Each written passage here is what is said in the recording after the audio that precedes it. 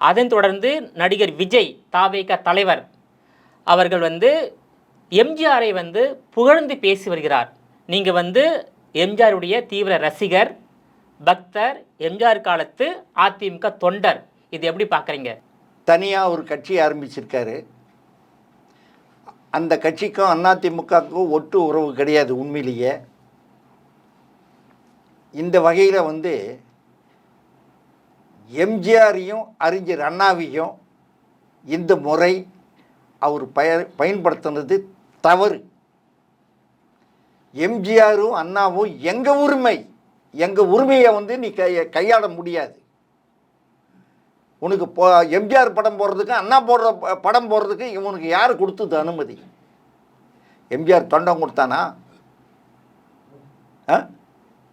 நீ அரசியல் கட்சி தொடங்கு, உன்னை யாரும் உன்னை தடுக்கலை.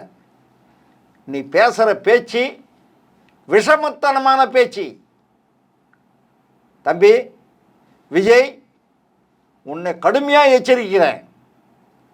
எம்ஜிஆர் மன்றங்கள், அனைத்து எம்ஜிஆர் மன்றங்களும், உலகம் ஃபுல்லாக இருக்கிற எம்ஜிஆர் மன்றங்களும் உன்னை கண்டிக்கிறது.